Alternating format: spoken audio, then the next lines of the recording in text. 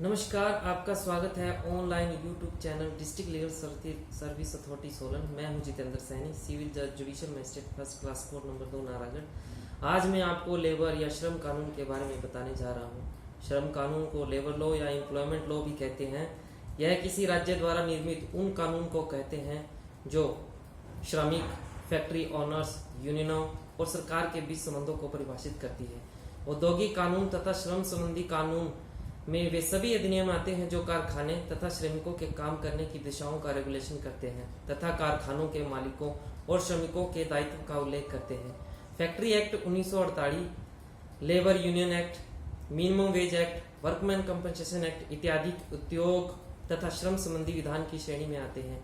सामाजिक सुरक्षा संबंधी कानून के अंतर्गत वे समस्त अधिनियम आते हैं जो श्रमिकों के विभिन्न सामाजिक लाभों, बीमारी, प्रस्तुति, रोजगार संबंधी आघात, प्रोविडेंट फंड, न्यूनतम मजदूरी इत्यादि की व्यवस्था करते हैं। इस श्रेणी में employ state insurance act, employ provident fund act, minimum wage act, maternity benefit act इत्यादि प्रमुख हैं। भारत में लगभग 198 श्रम तथा औद्योगिक कानून लागू हैं। श्रम कानून में व्यक्तियों तथा उनके समूहों को श्रमिक या उनके समूहों के रूप में देखा जाता है। आधुनिक श्रम कानून के कुछ महत्वपूर्ण विषय मजदूरी की मात्रा, मजदूरी का भुगतान, मजदूरी से कटौतियां, कार्य के घंटे, विश्राम अंतराल, साप्ताहिक अवकाश, वेतन, छुट्टी, कार्य की भौतिक दशाएं, श्रम संघ, हड़ताल, स्थायी आदेश, नियोजन की शर्तें, बोनस, प्रसूति, हितलाभ एवं कल्याण निधि आदि हैं। अब मैं आपको श्रम कानून के उद्देश्य के बारे में बताने जा रहा हूँ। इसके मुख्य उद्देश्य औद्योगिक के प्रसार को बढ़ावा देना, मजदूरी अर्जकों के स्थायी वर्गों में उपयुक्त वृद्धि करना, विभिन्न देशों के आर्थिक एवं सामाजिक जीवन में श्रमिकों के बढ़ते हुए महत्व तथा उनकी परिस्थिति में सुधार को देखते हुए उसे स्थानीय परिदृश्य में लागू करना, श्रम संघों का विकास करना, श्रमिकों में अपने अधिकारों के प्रति जागरूकता फैलाना, संघों श्रमिकों के बीच शिक्षा के प्रसार को बढ़ावा देना।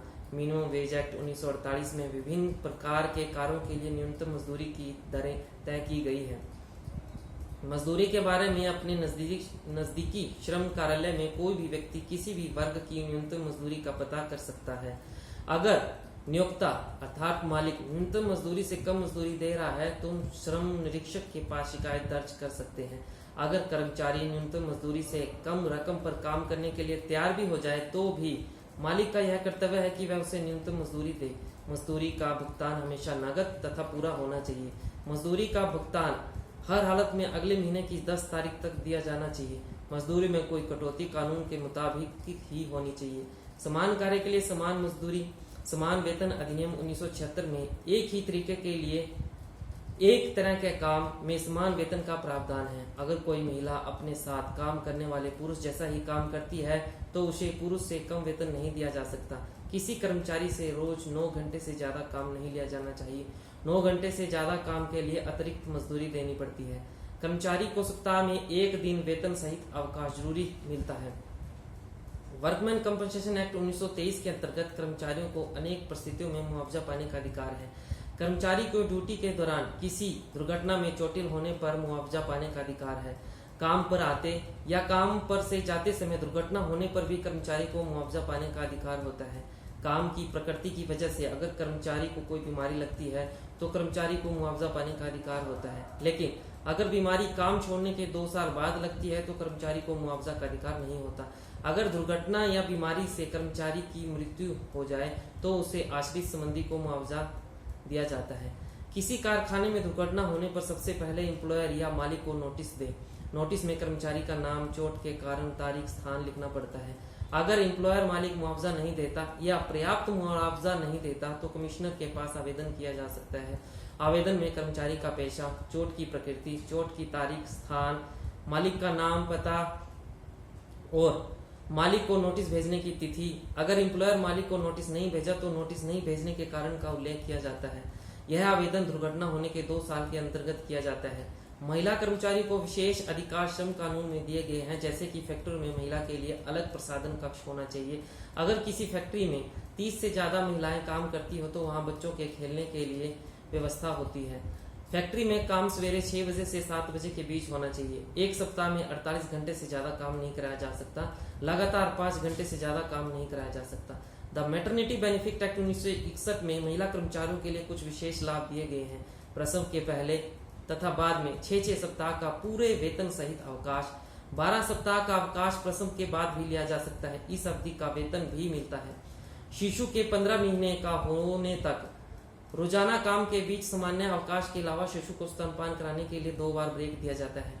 गर्भावस्था के अंतिम महीने में महिला कर्मचारी से भारी काम नहीं कराया जा सकता। अगर महिला की प्रसव के दौरान मौत हो जाती है तो एम्प्लॉयर मालिक को उसके परिवार को 6 सप्ताह का वेतन देना पड़ता है। अब मैं आपको ठेका श्रम अधिनियम 1970 के बारे में थोड़ा सा बताने जा रहा हूँ।